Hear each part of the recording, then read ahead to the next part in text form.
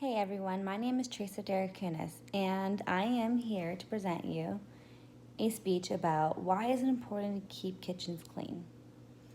The CDC estimates two major groups of foodborne illnesses. They estimate pesticide agents causing 38.4 million episodes of foodborne illnesses in the United States each year. Now, how do we know as consumers that we have foodborne illnesses and what caused it? That's a really good question to ask you. That's a really good question to ask.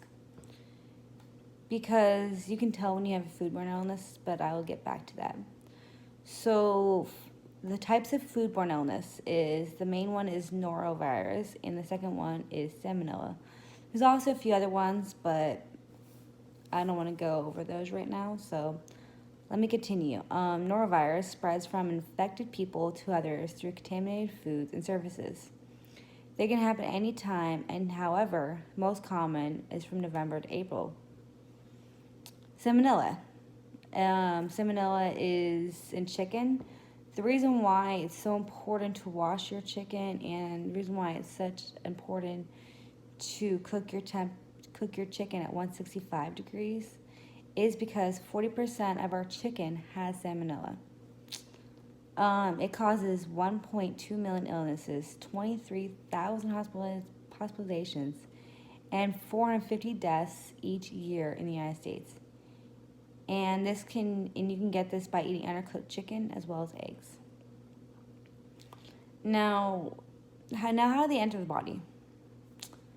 They enter the body by unsanitary kitchens, food not getting cooked thoroughly. So if you have a feeling that if you have a feeling that you are sick in some way, make sure you go get that checked out, especially after eating chicken, especially if it's pink in the middle. You don't want chicken that's pink. Don't do it. It's not good. Unless you're in Europe, then maybe it's okay, because I think we're the only ones that have chicken has salmonella, which is weird. And then unsanitary kitchens, that means they're not cleaning it properly. That means they're spreading pathogens around with sponges, and sponges are really gross, and that's a big way to spread foodborne illnesses, because what they do is they hold the bacteria inside the sponge, and that's what they do. So they live in your intestines and inside your food. That's where the foodborne illness lives. The symptoms of foodborne illnesses is abdominal cramps and vomiting. Now, you can tell when you have abdominal cramps if they're in your lower belly, if they're in your abdominal muscle. And then vomiting, you will vomit up everything. It's not pleasant. How do you get rid of a foodborne illness? Prevention.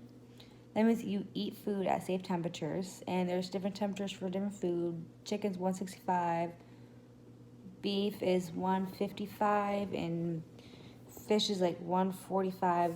That's all seafood is 145. And then pork, I cook my pork at 155 because it's pork and it comes from a pig. Like, you don't want that in your. I cook at 150. Even though they say you can cook at 145, but I would still cook at 150 just because it is pork. Prevention. So make sure chefs practice safe food regulations. That means look up your CDC on your computer before you go to a restaurant, especially a place where you do not know. Like, say I'm in Virginia. If I say I'm traveling to California and I'm planning a big trip out, I'm looking at the restaurants, the hotel, making sure that there's no outbreaks in that area, especially where I'm visiting. So I don't have no problems with that.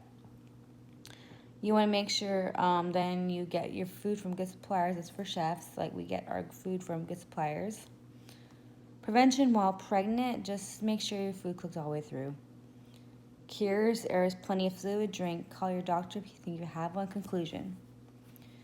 Foodborne illnesses are often caused by undercooked food, as well as holding food at unsafe temperatures. Each year, 1 in 6 Americans get sick from eating a contaminated food. The CDC tracks foodborne illnesses and collaborates with state and local health departments to prevent foodborne illness outbreaks.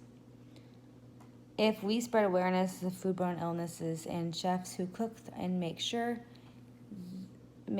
that they keep the kitchens clean and prevent cross contamination, as well as cook the food to safe temperatures, then we will prevent this. Now, my references come from the Center of Disease and Control Prevention. I got it from Humana. I got it from the Mayo Clinic, Department of Health. I got it from the Little John, which is top 10 interesting facts and fun facts about parasites. So hope this finds you guys good, and I hope you guys have a wonderful day. Bye, everyone.